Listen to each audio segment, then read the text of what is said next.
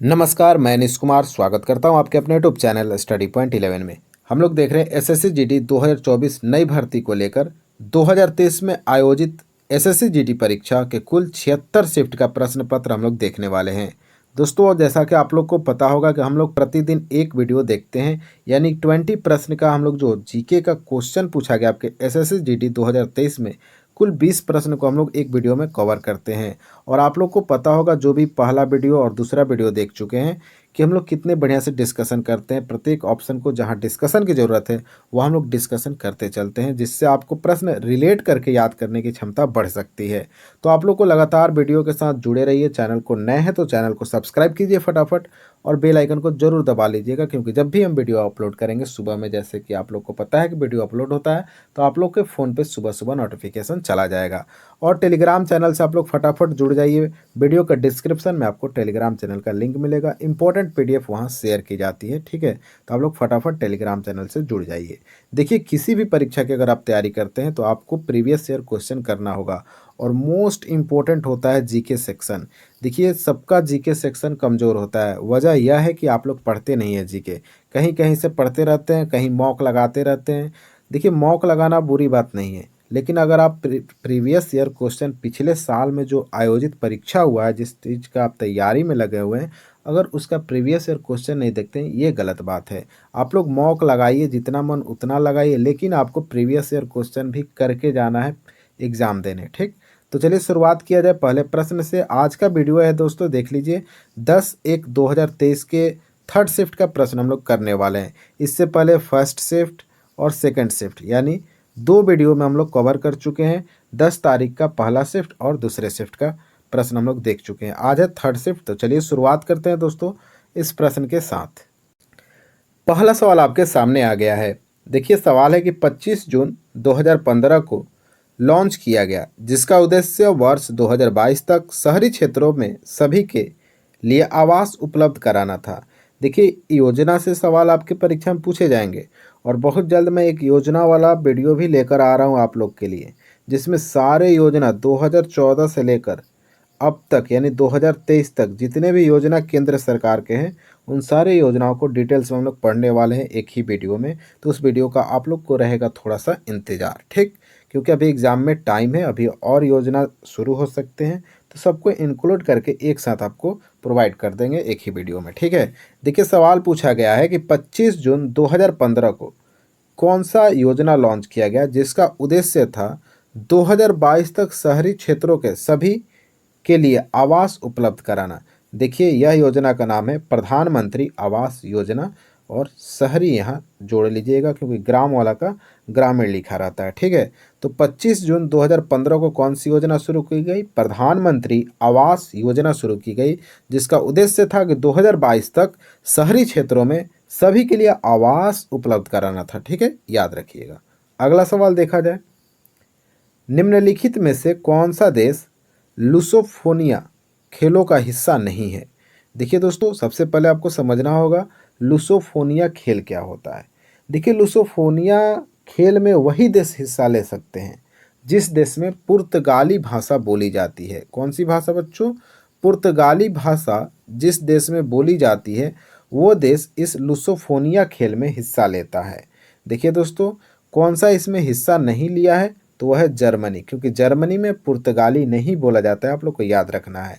और पुर्तगाल, मकाऊ, भारत, ये जो देश है, ये लुसोफोनिया खेल के हिस्सा रह चुके हैं, याद रखिएगा, ठीक है। क्योंकि भारत में पुर्तगाली लैंग्वेज बोली जाती है, मकाऊ में भी और पुर्तगाल में भी, ठीक है। आइए अगले सवाल को देखा जाए। अगला सवाल है, आरबीआई के अनुसार 1980 के दशक में भारत के जीडीपी सेवा क्षेत्र की हिस्सेदारी कितने प्रतिशत थी?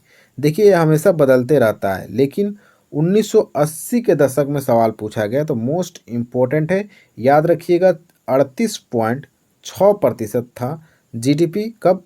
1980 के दशक में। किसके अनुसार?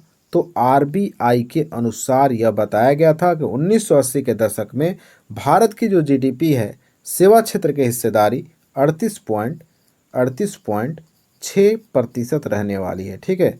अब आइए देखते हैं अगले सवाल को। अगला सवाल अब आपके सामने है। निम्नलिखित में से कौन सा त्योहार असम में देवी कामाख्या के मासिक धर्म की अवधि को चिन्हित करता है? देखिए दोस्तों, आपको पता है कि असम में देवी कामाख्या का मंदिर है, वह मासिक धर्म की अवधि को चिन्हित करता है। वह कौन सा त्योहार है? देखिए, इसका सही उत्तर होगा अम्बुबाची मेला। कहाँ मनाया जाता है बच्चों? याद रखना है, असम में मनाया जाता है अम्बुबाची मेला, असम में। चलिए थोड़ा डिटेल्स में बात करते हैं। मोत्सुक त्योहार आपको दिख रहा होगा, कहाँ मनाया जाता है? तो नागालैंड में मनाया जाता है मोत्सुक त्योहार।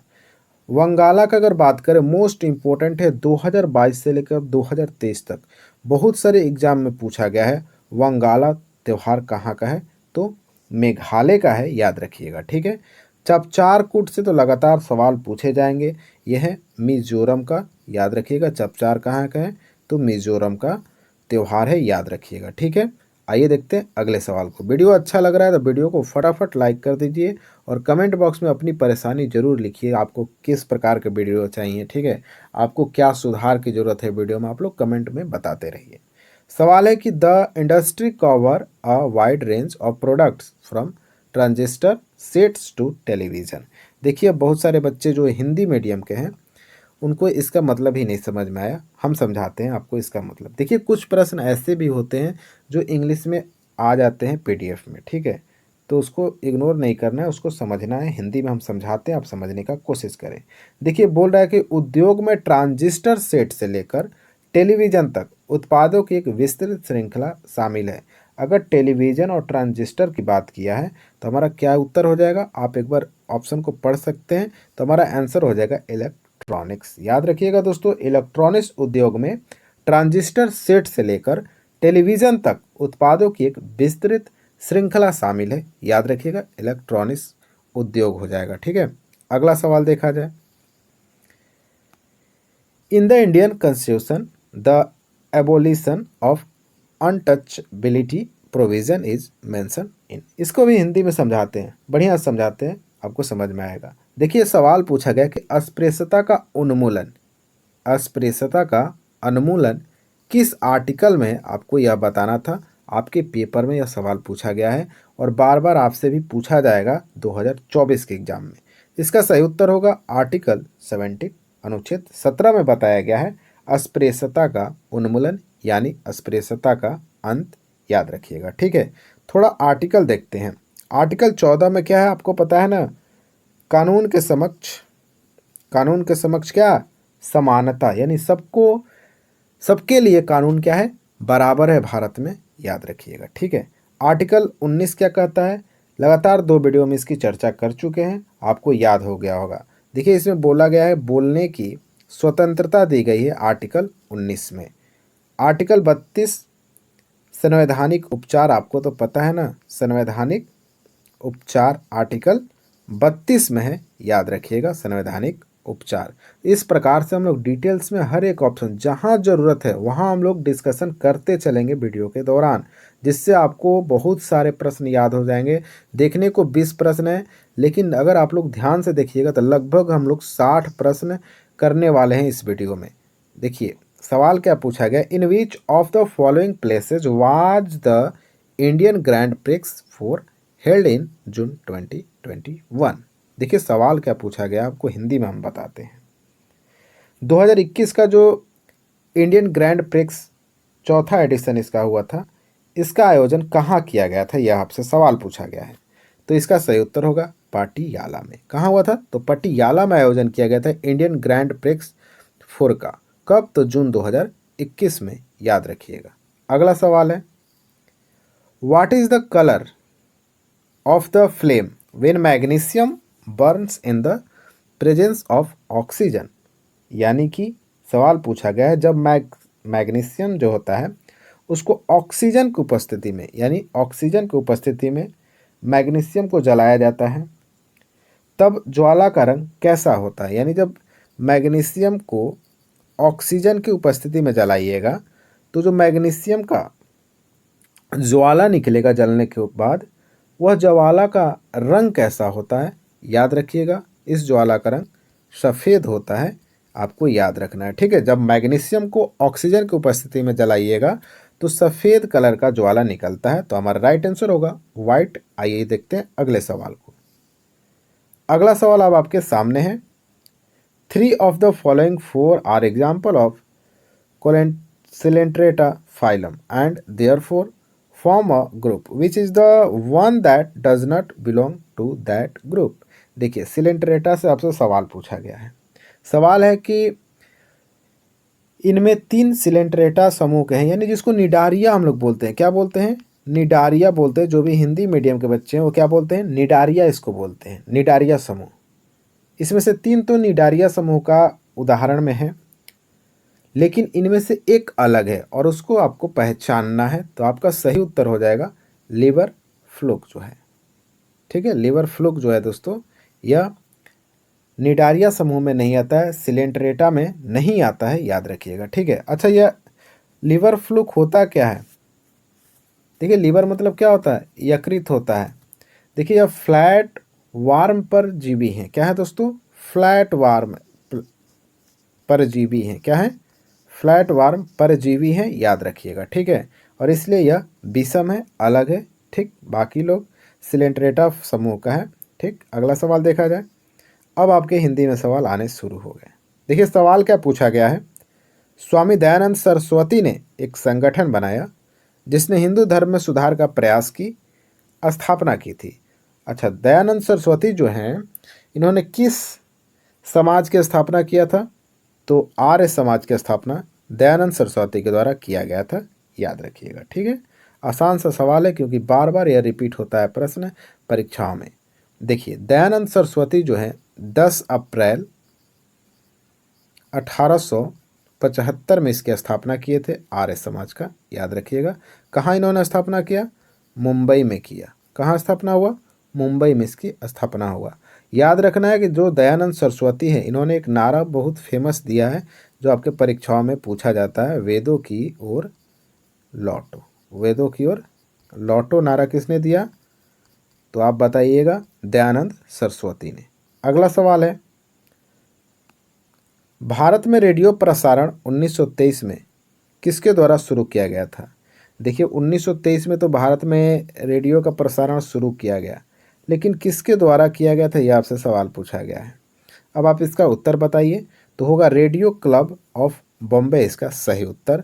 रेडियो क्लब ऑफ बॉम्बे के द्वारा 1923 में भारत में रेडियो प्रसारण की शुरुआत की गई थी, याद रखिएगा। मोस्ट इंपॉर्टेंट प्रश्न है, रेडियो क्लब ऑफ बॉम्बे।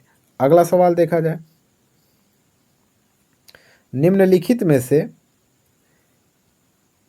किस गुप्त शासक को उसकी सैन्य उपलब्धियों के कारण भारत का नेपोलियन कहा जाता था?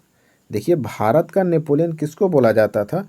तो चंद्रगुप्त को बोला जाता था, याद रखिएगा। भारत का नेपोलियन, बिल्कुल आसान सा सवाल है, बार बार प्रश्न यह देखने को मिलता है परीक्षाओं में। ठीक, अगला सवाल देखा जाए, will computing the national income is taken as a factor. इसका हिंदी बताते हैं। बोल रहा है कि राष्ट्रीय आय की गणना करते समय एक कारक के रूप में लिया जाता है। तो एक्सपोर्ट आपका सही उत्तर हो जाएगा दोस्तों। जब भी राष्ट्रीय आय की गणना की जाती है तो एक्सपोर्ट को लेकर की जाती है, याद रखिएगा। ठीक है, आइए देखते हैं अगले सवाल को।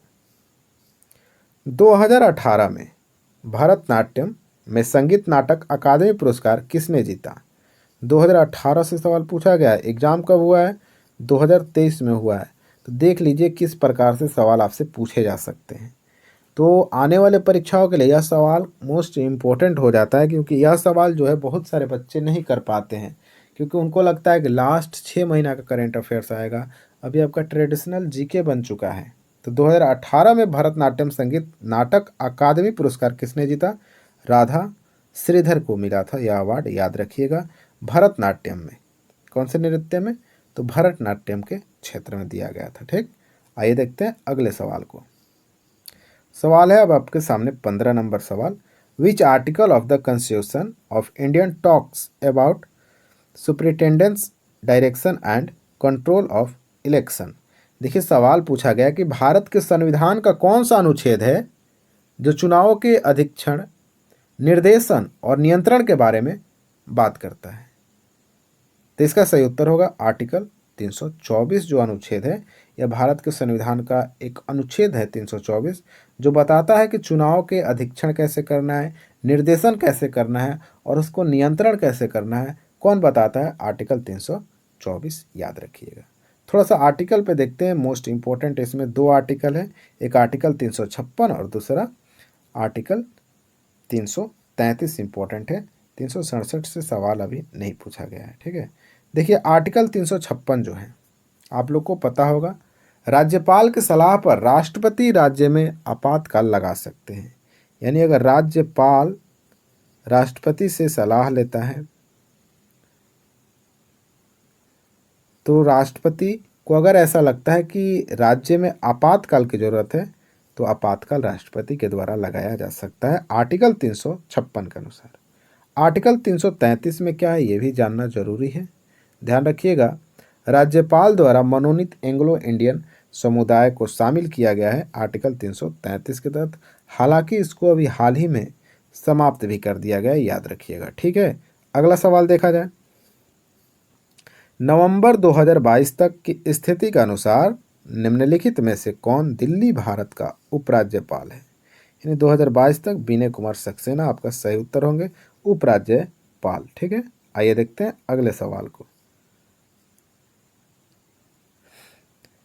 ई कृष्ण अय्यर का संबंध किस नृत्य शैली से है? जो ई कृष्ण अय्यर हैं उनका संबंध किस नृत्य शैली से है? तो भरतनाट्यम आपका सही उत्तर हो जाएगा। ई कृष्ण अय्यर जो हैं भरतनाट्यम से संबंध रखते हैं, याद रखिएगा, ठीक है। देखिए दोस्तों, भरतनाट्यम कहाँ का नृत्य है आप लोग बता सकते हैं? बोलिए, भरतनाट्यम कहाँ का नृत्य है? कुचिपुड़ी कहाँ का है तो बताइए आंध्र प्रदेश। कथक कहाँ का है तो उत्तर प्रदेश। कथकली पूछा जाएगा, क्या पूछा जाएगा आपसे? कथकली अगर पूछा जाता है तो केरल, और ओडिसी पूछा गया तो ओडिशा ही हो जाएगा, याद रखिएगा। आप लोग थोड़ा कमेंट बॉक्स में छापिए तो भरतनाट्यम किस राज्य का नृत्य है? भरतनाट्यम जो है किस राज्य का नृत्य? कमेंट बॉक्स में फटाफट बताइए आप लोग, ठीक। अगला सवाल देखा जाए। भारत में प्रत्येक में एक बार जनगणना की जाती है, यानी प्रत्येक कितने सालों के बाद भारत में जनसंख्या की जनगणना की जाती है, सवाल पूछा गया। इसका सही उत्तर होगा प्रत्येक 10 साल के अंतराल पे भारत में जनसंख्या जनगणना की जाती है। अभी नवीनतम जनगणना की बात करें तो जनगणना हुई है 2011 में। इसके बाद अभी तक कोई भी जनगणना नहीं हुआ है, याद रखिएगा। अब ऐसा नहीं एग्जाम में 2021 आ जाए तो 2011 में 10 जोड़ के 2021 कर दीजिएगा। अभी 2021 का जनगणना नहीं हुआ है, याद रखिएगा। अभी नवीनतम जनगणना कौन है? 2011 का है, ठीक। प्रत्येक 10 साल में होता है, याद रखिएगा। अगला सवाल है, मार्च 2022 में किस केंद्रीय मंत्री ने India water pitch pilot scale startup challenge launch किया? तो हरदीप सिंह पुरी के द्वारा यह लॉन्च किया गया था, याद रखिएगा। Water pitch pilot scale startup challenge किसने लॉन्च किया? तो हरदीप सिंह पुरी ने लॉन्च किया था, जो कि केंद्रीय मंत्री हैं, याद रखिएगा। अगला सवाल, और ये रहा आज का हमारा अंतिम सवाल। वीडियो आपको कैसा लगा जरा कमेंट बॉक्स में ज़रूर बताइएगा, तभी तो पता चलेगा कि वीडियो में क्या प्रॉब्लम है, आपको क्या समझ में नहीं आता है। जो प्रश्न आपको नहीं आता है, बिल्कुल जिस प्रश्न से आप अनजान है, कभी देखे नहीं है, उस प्रश्न को कॉपी पे जरूर नोट कर लीजिएगा। परीक्षा के समय रिवीजन करने में आपको आसानी होगी। क्रीम क्वेश्चन आपको मिल जाएंगे, एक ही पेज पे एक ही कॉपी में आपको मिल जाएंगे सारे क्रीम क्वेश्चन, तो आसान हो जाएगा पढ़ाई। नंबर अच्छा आ सकता है जीके में अगर यह रूल आप लोग फॉलो करते हैं तो। वीडियो अच्छा लगता है तो वीडियो को शेयर जरूर कर दीजिए और चैनल को सब्सक्राइब भी कर लीजिएगा। सवाल पूछा गया कि a is a barrier across following water that obstruct directs retards the flow often creating a reservoir lake और इम्पाउंडेडमेंट। देखिए दोस्तों, कुछ प्रश्न आपको इंग्लिश में दिख सकते हैं आज के वीडियो में, कल के वीडियो में इंग्लिश में प्रश्न नहीं है, ध्यान रखिएगा, ठीक है। कभी कभी जो पीडीएफ आता है उसमें बच्चे के कभी कभी इंग्लिश में ही डाउनलोड होता है, ठीक है। आप लोग जब अपना आंसर की डाउनलोड कीजिएगा तो आपको पता चलेगा कि आपके कुछ प्रश्न जो है इंग्लिश में आ गए, जबकि आप हिंदी में परीक्षा दिए थे। तो उससे घबराना नहीं, हम उसका हिंदी बताते चलेंगे। देखिए 20 नंबर सवाल कह रहा है कि एक बहते जल में अवरोध है जो प्रवाह को बाधित, निर्देशित या धीमा करता है, अक्सर एक जलाशय, झील या बाड़े का निर्माण करता है। उसको बोलते हैं हम लोग डैम बोलते हैं, बांध बोलते हैं। क्या बोलते हैं? बांध बोलते हैं। यह क्या करता है? पानी को धीमा कर देता है, बाड़े का निर्माण करता है, एक जलाशय झील का निर्माण कर देता है। याद रखिएगा, पानी को निर्देशित भी करता है, जल की जो स्पीड है उसको कम भी करता है। कौन? बांध कम करता है, याद रखिएगा। ठीक है, तो दोस्तों ये था आज का हमारा अंतिम प्रश्न। 20 प्रश्न हम लोग कर चुके हैं। वीडियो आपको कैसा लगा ज़रा कमेंट बॉक्स में ज़रूर बताइएगा। अपने स्टडी ग्रुप में वीडियो को फटाफट शेयर कर दीजिए। मिलते हैं हम नेक्स्ट वीडियो के साथ, तब तक के लिए जय हिंद, जय भारत।